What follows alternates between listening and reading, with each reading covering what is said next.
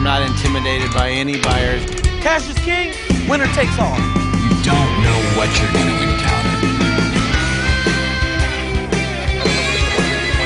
Let's go, let's go, let's go! Money owns this town. Money owns this town. Yeah, you know what I'm talking about. Money owns this town. तो hello दोस्तों, कहते हैं आप सभी लोग, स्वागत है आप सभी का वापस से आपके अपने चैनल कॉमर्स मेंटी पे। तो आज हम जानेंगे कि बजट क्या होता है और बजट को क्यों बनाया जाता है और बजट के हमारे ऊपर क्या फ़र्क पड़ता है, क्या इम्पैक्ट पड़ता है हमारी लाइफ पे, और हम जानेंगे बजट के कुछ प्रकार। तो और आज का एक खुशी का मौका ये है कि बजट हुआ है आज लॉन्च, और उसका भी थोड़ा बहुत हम एनालाइज करेंगे आज की इस वीडियो में। तो वीडियो को पूरा एंड तक ज़रूर देखिएगा, बहुत मज़ा आएगा। और तो चलिए इसी के साथ शुरू करते हैं कि बजट क्या होता है। सबसे पहला सवाल देखिए, बजट हम सब जानते हैं, हमारे घरों में भी बनाया जाता है, और उसी टाइप का बजट हमारी सेंट्रल गवर्नमेंट अगर बनाए तो उसको हम एनुअल फाइनेंशियल स्टेटमेंट बोलते हैं। इसका क्या मतलब है, इसमें हम दो पार्ट में से डिवाइड करते हैं। पहली आती है इनकम साइड, दूसरी आती है एक्सपेंडिचर साइड। अब हम एक साइड पे इनकम लिखते हैं, एक साइड पे एक्सपेंडिचर लिखते हैं, और फिर देखते हैं कि क्या बड़ा है। अगर इनकम ज़्यादा है, एक्सपेंडिचर कम है, तो प्रॉफिट होगा और उसको हम सरप्लस की तरह ट्रीट करेंगे और उसको गवर्नमेंट की ट्रेजरी में डाल देंगे। यदि एक्सपेंडिचर ज़्यादा है इनकम से, और ऐसा ही हर बार होता है, तो होगा डेफिसिट। अब डेफिसिट होगा तो कैसे आएगा? अगर आपसे बोलें कि आपने कमाए 10 रुपये, खर्च कर दिए 15, तो 5 कहाँ से आएंगे? क्या आप मांगेंगे? बिल्कुल आप मांग भी सकते हैं। तो सरकार भी यही करती है, मांगती है, पर उस पर एक और ऑप्शन है। क्या? नोट छापने नोट छापने का उस पर वो है ऑप्शन। तो क्या करे, बोरो करे या नोट छापे, वो उसके ऊपर है। पर अगर नोट छापेगी तो देश में महंगाई बढ़ेगी, और अगर बोरो करेगी तो भी थोड़ी सी महंगाई बढ़ेगी और एक इंटरेस्ट चुकाने का बोझ और सर पे आ जाए। ठीक है, और ईएमआईज भी देनी पड़ती है, बड़ी बड़ी ईएमआई होती है अगर गवर्नमेंट लोन ले रही है तो। ठीक है, वो आईएमएफ वर्ल्ड बैंक से ले सकती है, तो वो हमारा टॉपिक नहीं है। मैंने आपको समझा दिया बजट क्या होता है। बजट एक स्टेटमेंट है, एनुअल फाइनेंशियल स्टेटमेंट, जिसमें हम एक साइड लिखते हैं इनकम, एक साइड लिखते हैं एक्सपेंडिचर, और निकालते हैं कि आया प्रॉफिट या लॉस। अगर आता है लॉस तो गवर्नमेंट करेगी बोरो, अगर आता है लॉस तो गवर्नमेंट छाप सकती है नोट, अगर होता है प्रॉफिट तो हो गई बल्ले बल्ले। ठीक है, आगे बढ़ते हैं कि जानेंगे क्यों बजट बनाया जाता है। एक तो सिंपल सी बात है कि हमें जानना है कि मतलब हमें अपनी परफॉर्मेंस को पहले से मेज़र करके रखना चाहिए, ताकि हमारे जो खर्चे हैं और इनकम है वो कंट्रोल में रहे। मतलब खर्चे कंट्रोल में रहे, इनकम क्यों कंट्रोल में रहे, इनकम तो आती रहे। ठीक है, तो खर्चे जो हैं वो कंट्रोल में रहें, जो प्लान होंगे उस हिसाब से ही खर्चे होंगे, वरना तो सरकार अपने ऊपर लगाती चली जाएगी, अपने घर बनाती चली जाएगी। ठीक है, और एक और रीज़न है कि हमारे संविधान यानी कॉन्स्टिट्यूशन में सेक्शन 112 के अंडर लिखा गया है कि हमारी सेंट्रल गवर्नमेंट को हर साल बजट बनाना है, पर उसमें नाम जो लिखा होता है एनुअल फाइनेंशियल ईयर की रिपोर्ट बना के दे। मतलब रिपोर्ट नहीं, प्रिडिक्शंस होती हैं उसके अंदर कि आने वाले साल में हमारे क्या खर्चे रहेंगे। इसमें पिछले साल से सिर्फ थोड़ा कंपैरिजन लिया जाता है, लेकिन हम इसमें एस्टिमेट्स ही लगाते हैं। अब जानते हैं बजट बनता कैसे। बजट को प्रेजेंट करने से 6 महीने पहले मीटिंग्स चालू हो जाती हैं। क्या एक्सपेंडिचर डिपार्टमेंट है, एक्सपेंडिचर में जो जो डिपार्टमेंट आता है, एग्रीकल्चर डिपार्टमेंट, अलग अलग जो भी सारे डिपार्टमेंट जो होते हैं अपने, इंडस्ट्रियल डिपार्टमेंट, बिजनेस डिपार्टमेंट, जितने भी डिपार्टमेंट हैं, रेलवे वगैरह जो भी, वो सब आते हैं मिनिस्ट्री ऑफ फाइनेंस के पास। वो डालते हैं अपने यहाँ से थोड़ा थोड़ा खर्चा कि भाई ये हमारी तरफ एलोकेट कर देना। वो उनकी बात सुन लेते हैं, पर अभी उस पर अमल नहीं करते, बस सुन लेते हैं। ठीक है, फिर आते हैं इनकम वालों पे कि टैक्स डिपार्टमेंट, जो भी गवर्नमेंट का जो इनकम सोर्स है, उन सब के पास जाते हैं, पूछते हैं कि इनकम आने वाली है इस साल, तो वो पूछते हैं। फिर एक फाइनल डिसीजन लिया जाता है कि किसको कितना एलोकेट होगा, किसको कहाँ से कितनी इनकम आएगी। ठीक है, और फिर कोई डिस्प्यूट होता है तो वो फिर पीएम के पास जाता है और फिर जो डिसीजन निकल के आता है वो होता है फाइनल। उसके बाद जब बजट इश्यू होता है, मतलब बजट प्रेजेंट होता है, ठीक है, उसके बाद जो है बजट प्रेजेंट हो जाता है। अब बजट के टाइप क्या हैं, बजट के टाइप क्या हैं बताता हूँ आपको। Types of budget. बजट दो तरीके का है, एक है कैपिटल, एक है रेवेन्यू। क्या है ये? देखो बजट है ना वो इतना बड़ा है, उसका कुछ हिस्सा कैपिटल में होगा, उसका कुछ हिस्सा रेवेन्यू में होगा। यानी उसके अंदर जो देखो उसमें दो चीज़ें होती हैं बजट में, या तो इनकम होगी या एक्सपेंडिचर होगी।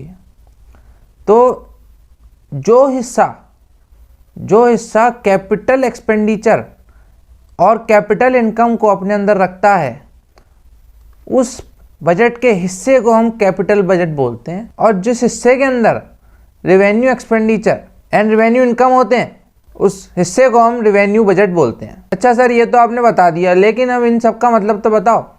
देखो क्या मतलब है। कैपिटल एक्सपेंडिचर वो खर्चा जो सरकार करने वाली है आने वाले साल में, और वो खर्चा जो है वो बार बार नहीं होता। मानो रेलवे, एक नई रेलवे का अनाउंसमेंट हो रहा है, रोड बनेगा, मेट्रो बनेगी। क्या हर साल मेट्रो बनती है? नहीं, ये खर्चा कभी कभार होता है, इसमें एसेट एक्वायर होती है।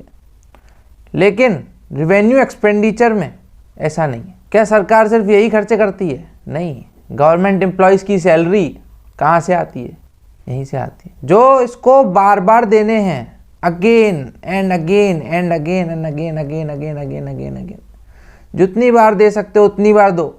सॉरी मतलब हर बार इसको, हर साल इसको बार बार, हर महीने इसको देना पड़ेगा, ठीक है।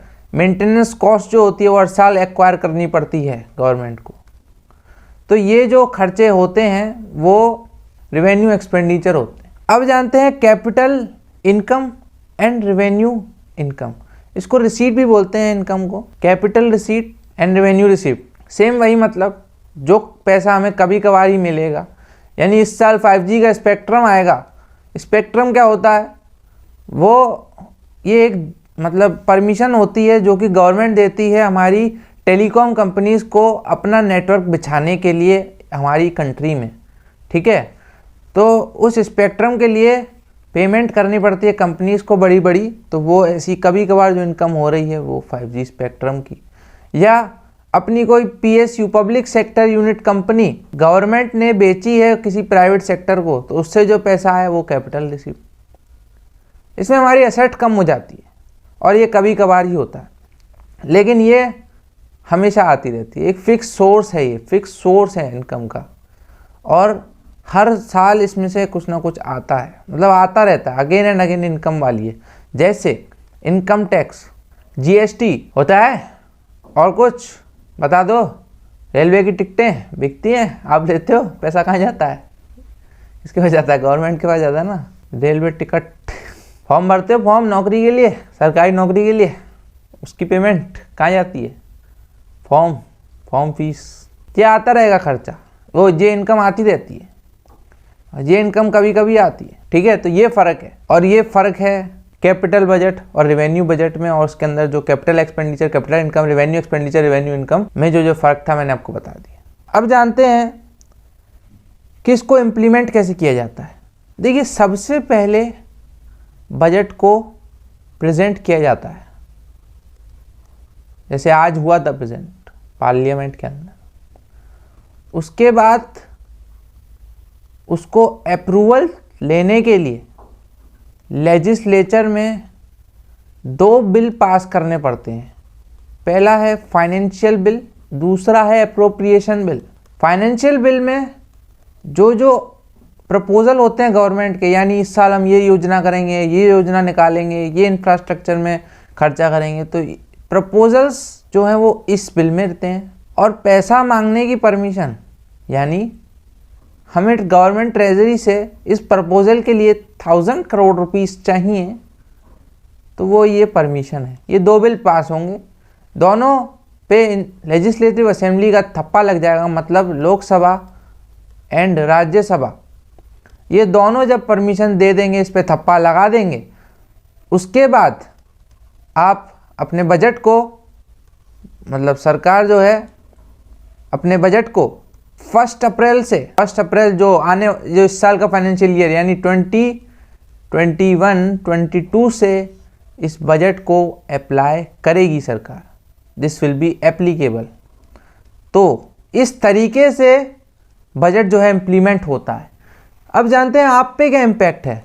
देखिए, खर्चे इसमें होते हैं सरकार के बहुत तरीके के। इंफ्रास्ट्रक्चर पे खर्चा, इस पे खर्चा हो गया, और बाकी बहुत सारे तरीके के खर्चे, रेलवे अनाउंसमेंट। तो ये जो सरकार खर्चे कर रही है, इसमें लोग चाहिए तो अपॉइंटमेंट करनी पड़ेगी। लोग आएंगे तो उनको उनके काम के बदले पेमेंट की जाएगी, और इसी को तो एम्प्लॉयमेंट बोलते हैं। और ये काम कौन करेगा? आप और हम जैसे लोग। तो फ़र्क किस पे आया, इम्पैक्ट किस पे आया? हमारे ऊपर।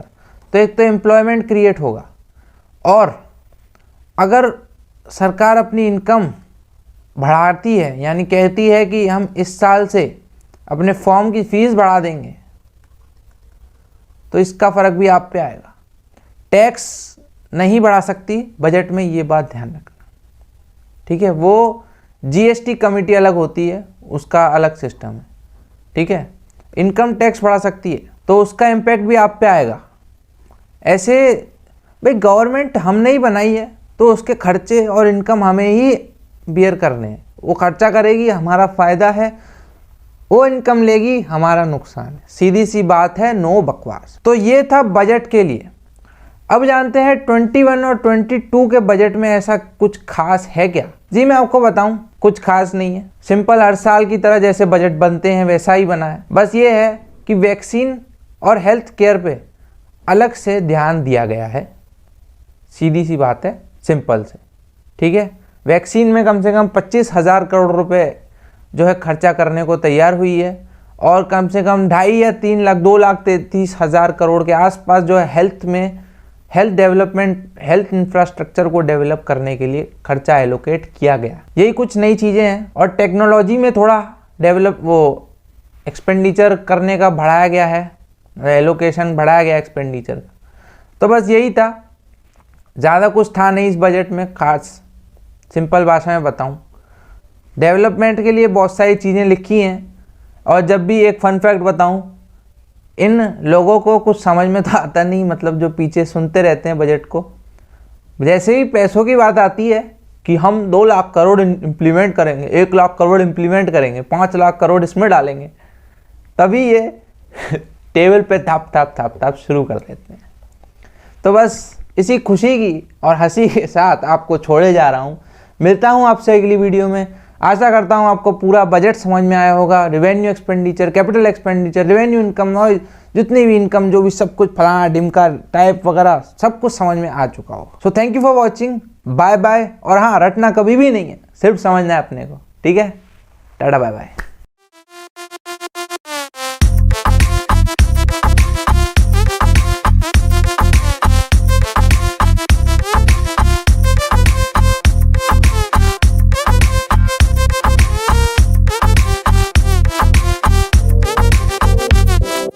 Thank you.